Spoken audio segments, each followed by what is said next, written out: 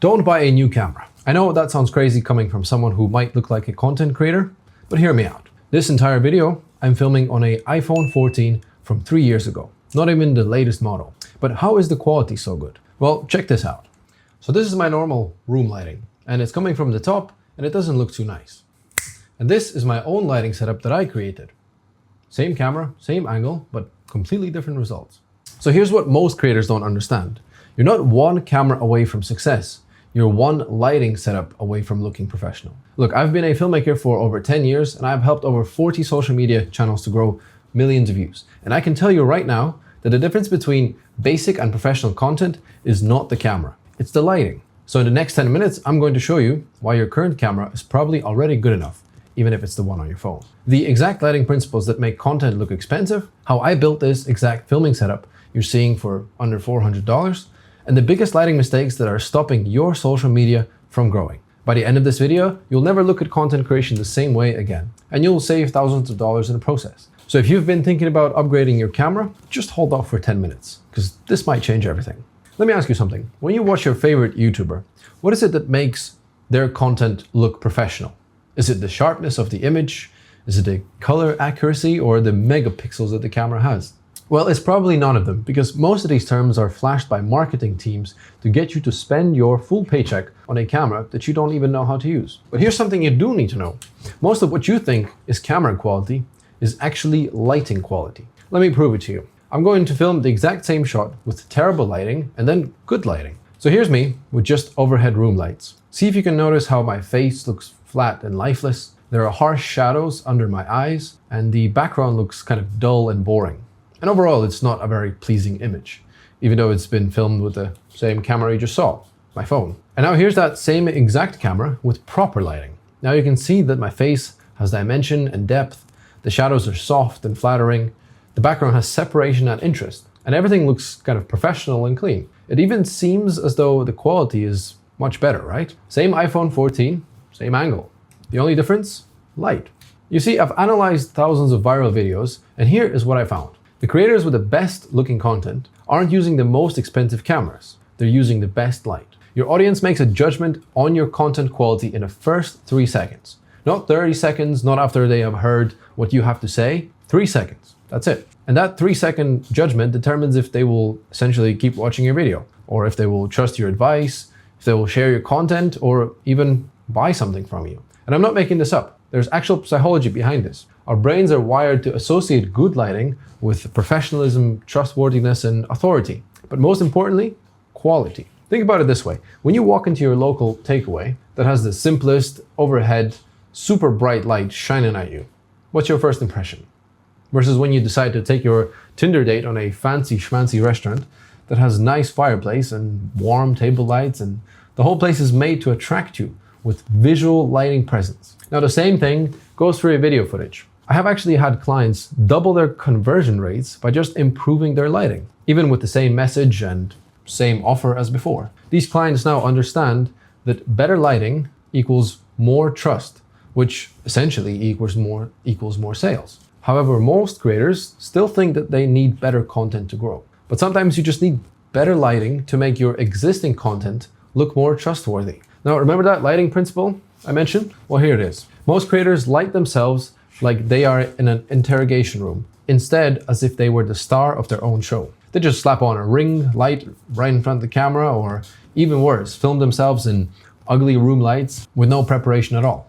Let me show you exactly what I mean. There are 3 key lighting principles that separate garbage-looking content from professional-looking content. If you master these, what camera you use basically becomes irrelevant. So the first one, let's look at the difference between hard light and soft light on my face. So this is hard light. Notice the sharp shadows, the harsh lines, and just how unflattering it all looks. And on the other hand, this is soft light. You see how it wraps around my face? It creates gentle shadows and it makes everything kind of look a bit more cinematic.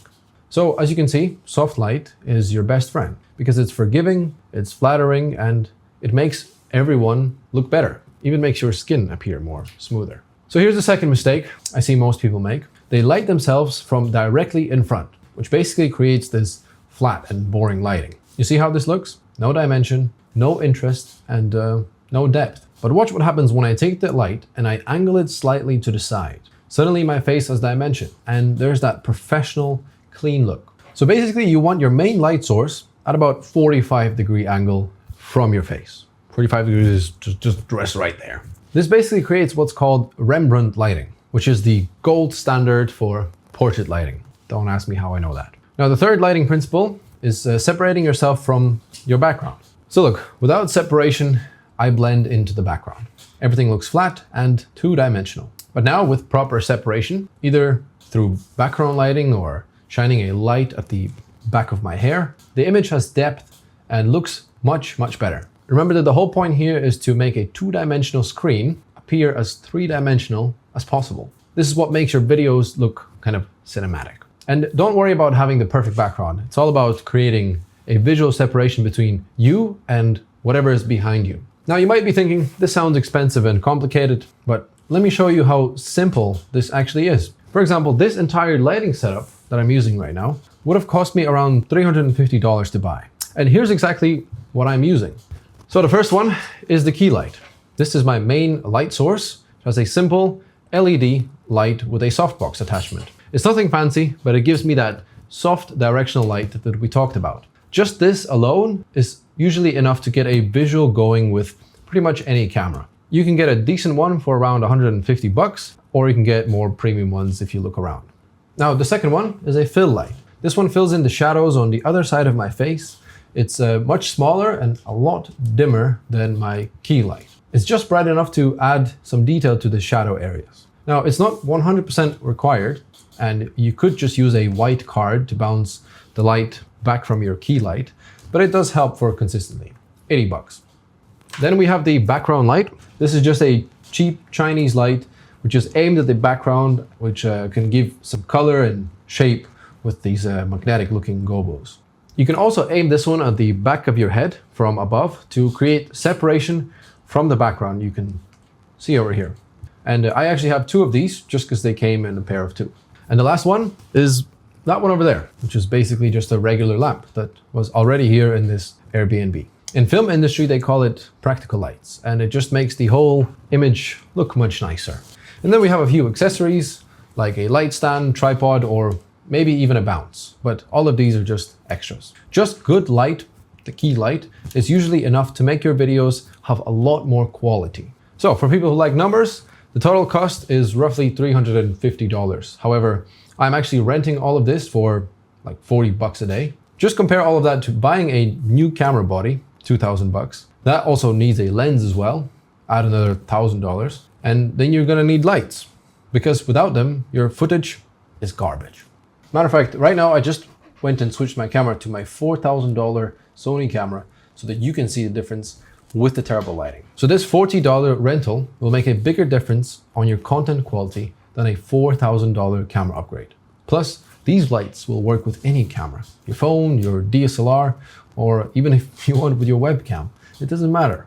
Good lighting makes everything look better. By the way, all the links to the lights that I recommend in the description. And also, if you're just starting out, renting is a great way to test different setups before you commit to buying anything. Now, I'm not saying that you need to copy this exact setup. The specific lights don't matter. What matters is understanding the principles and applying them with whatever budget you have. And speaking of budget, let me show you how to get started even cheaper. Now look, not everyone has $350 to spend on something that they've never tried, and I totally get that. So what you can do, for example, go to Facebook Marketplace or wherever you buy used goods and pick up a used light kit for less than 50 bucks. Then grab a white poster board from your local hardware store and use that as a reflector, 5 bucks, and get yourself a desk lamp.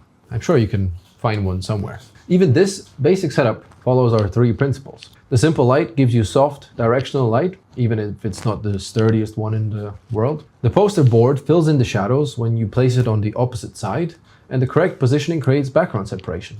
But here's an even better one. You can also go completely for free by just using natural light. First, go near a window and open the curtains, and use anything that is white and reflects light to the other side.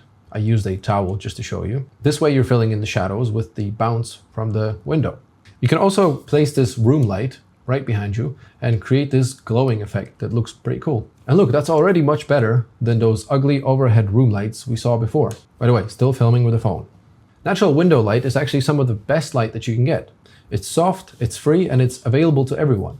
But the problem is that it's not always consistent. That's why I recommend getting artificial lights. And just be smart about it. Start with what you have, master the principles, and then upgrade your tools as your content grows. But here's what most people get wrong when they start thinking about improving their light. And here's the first mistake, that is not having enough light. I constantly see videos on social media of creators filming in dark environments with barely any light, and they get no engagement. If you pair that with a bag and hook and no context for the video, you'll never get past 3 followers. By the way, if you want to grow your accounts the right way, using only your phone, you can check out the Pocket Creator community in the link below.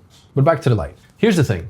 A camera sensor is basically like your eyes. If there is no light, there's nothing to see. And if there's terrible low light, well, then that's exactly what your camera will see and capture. So the more light that you have, the better your image quality will be. It's that simple. Next time you're filming something, just try moving closer to a window. You'll see a massive difference immediately. And here's the next mistake, not having a clean slate to work on. This is when people try to add lights on top of existing room lighting without thinking about it. You end up with mixed lighting, weird color casts, and competing with light sources that make everything look kind of messy. So you must always start with a fresh base. First, turn off all the lights in the room, and then add your lights one by one, and constantly check what each lighting looks like on your screen. The third mistake is not knowing what size and distance does to lighting. This is mostly seen when people use small light sources from very far away that are creating harsh and unflattering light. You see these sharp shadows, this harsh look? This is what happens when your light is too small and too distant. Just think about it like this. If you look outside, the large clouds, they create soft, even light. However, the sun, being such a small dot in the sky, creates a harsh shadow on your face. So get a large softbox close to your face to create beautiful, soft light. Or you can also just bounce the light that you have against a white wall, and it will turn the entire wall into a giant soft light source. So again, the closer and the larger your light source, the softer and more flattering your lighting becomes. If you fix these 3 mistakes, your content will immediately look more professional, regardless of what camera you're using. So here's what we've learned. Your phone camera is probably already good enough. More light equals better quality. Bigger and closer light sources create softer, more professional results. And finally, good visuals can highly impact your success on social media. So before you go out there and get that new camera, just try getting more light in your shots. Even if it's just moving closer to the window or renting some basic equipment for a day. And I guarantee you'll be shocked at the difference it makes. Your content will look more professional, your audience will trust you more, and you'll save thousands of dollars in the process. But here's the thing, there's no point in having good lighting if you don't know how to set up your camera settings for filming. If you want to learn how to do that on your phone and the exact settings that I use to make this 3-year-old iPhone look as good as this, then watch this video right here and hit that button if you want to create better content with your phone.